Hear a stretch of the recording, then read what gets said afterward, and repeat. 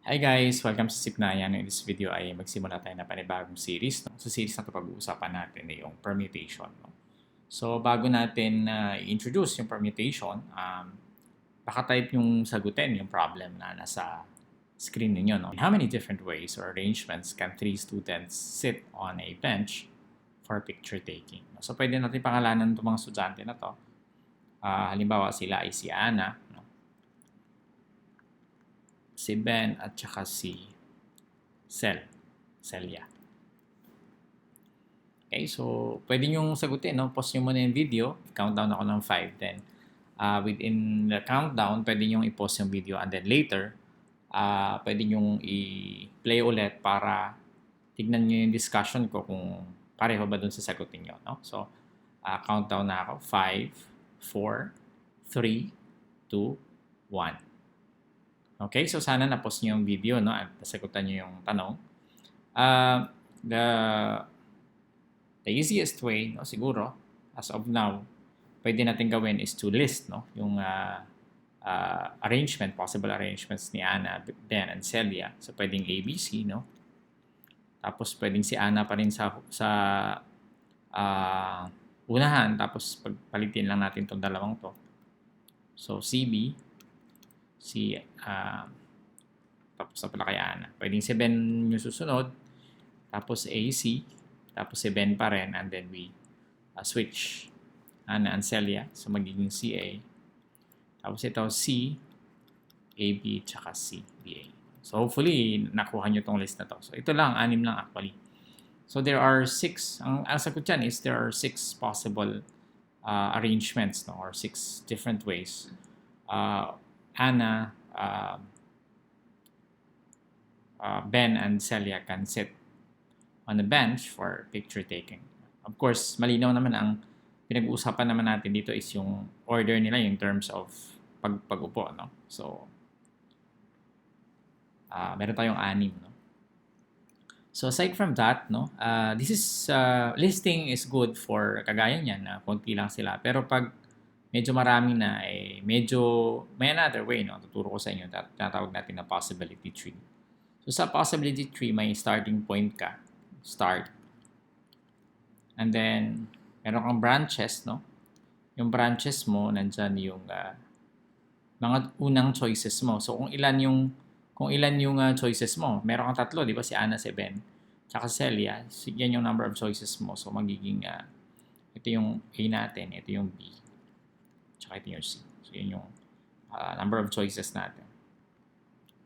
So, yun yung una. So, pero pag nakapili ka na, for example, napili mo si Ana, meron ka na lang dalawang choices, no? Pag napili mo naman si Ben, meron ka rin dalawang choices na natira. At pag napili mo si Celia, you also have 2 choices left. So pag si Ana yung napili mo, ang matitira dito is si Ben at si Celia. So, para mas madali, gawin mo is to alphabetize. Si B muna bago si C. No? Ganun din dito. Pag si Ben ang napili mo, ang pwede mo na lang choices ay si Ana tsaka si Celia. No? So, pangalawang choice mo. Next, we have, pag si Celia naman, si Ana na lang tsaka si Ben. Yung possible choices mo doon sa pangalawang choice mo. At sa pangatlo, no? Hindi natin pwedeng ibuka kasi hindi na kasya. So, pwede natin diretso na lang natin. So, pwedeng, pag napili mo na si Ana at si Ben, automatic si Celia na dito, diba? Pag napili mo si Ana at si Celia, si Ben na lang yun nandito. Tapos, pag napili mo si Ben at si Ana, automatic si Celia na lang dito. Pag si Ben at si Celia, si Ana na lang natira. Pag si Celia at si Ana, ang mahuli, si Ben. And pag si Celia at si Ben, mahuli si Ana. Okay, so, how many? Yung dulo actually, yung leaves niya, yan yung kanyang asitiriya, no? Ang tawag nila dyan, leaves. But anyway, doesn't matter. Kung ilan yung nasa dulo, no? Yun actually yung number of possible arrangements na. At yung dulo na yan, pwede mo i-trace back. Actually, pag from ito, ang arrangement niya pag nandito ka sa C is actually ABC. So ito, ang part na to, ABC yan, kasi from here, ABC. Tapos ang part na to, ACB. So part na to, ACB. Yung part na to is BAC, pangatlo. Part na to is BCA. Yung part na to is CAB. At yung huli ay CBA. So actually pareho siya dito, no? Na-organize ko siya na ganito kasi alam ko na yung paano siya i-arrange, no? Pero pag first time mo siguro i-solve yung problem, baka hindi ganun ka-organize, no? Pero at least dito sa possibility tree, no? Una is you alphabetize, no, yung mga choices. Ganun din dito. Sa unang level, sa pangalawang level, sa pangatlong levels. No? But notice that sa unang level lang tawag ko dito. Tawagin na lang nating level para nagkaintindihan tayo. Kasi may mga technical terms dyan. Ayaw ko kayong bigyan ng napakaraming vocabulary na hindi naman kailangan. So sa level na to, ABC, meron tayong 3 choices. No? So tatlong levels yan, di ba? Isa, dalawa, tatlo. So meron tayong tatlong levels. Yung first level, tatawagin natin yung actually tawag nila dyan note. Anyway, so meron tayong sa first choice natin, second choice. Choice na lang siguro. Tapos sa third, meron tayong tatlo yung pagpipilian natin sa first choice, di ba? Sa pangalawa, dalawa, no? At sa pangatlo, isa na lang. No? Notice that for each choice, no, doon sa una natin, sa bawat one choice, no, sa bawat choice, meron tayong tigdadalawa. No? So, tatlong tigdadalawa, meaning 3 times 2, di ba? Tapos yung sa bawat isa dito, isa rin. So actually, 3 times 2 times 1 para makuha mo yung number of arrangements. No? So, pwede nating isagot dito is the number of arrangements. No? The number of arrangements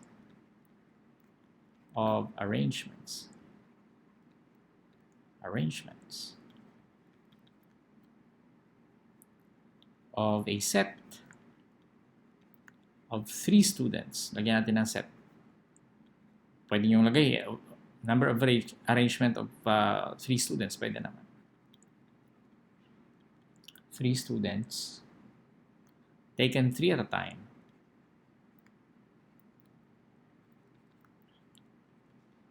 Bakit importante itong taken 3 at a time? Kasi pwede ng dalawang estudyante lang, no? Later may implication yan sa definition natin, no? Taken 3 at a time is 6, no? So pag may tatlong estudyante tayo, number of arrangement is 6, no? So yung number of arrangement, ang tawag actually natin dyan is permutation. So pwede nating sabihin yung number of arrangement, pwede natin siyang i-replace na number of permutations, no? The number of permutations of a set of 3 students taken 3 at a time is 6. So, dito na natin pag-aaralan kung ano ibig sabihin ng permutation. So, arrangement can be replaced by, pwede itong sabihin natin, permutation.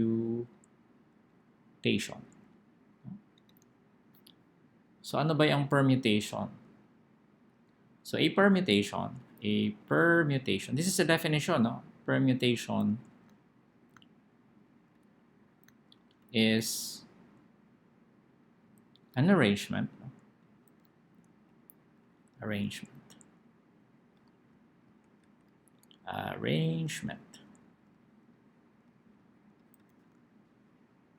of all or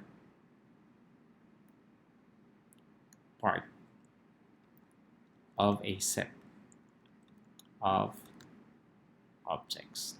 So ito yung kanina na sinasabi ko sa inyo na dapat ay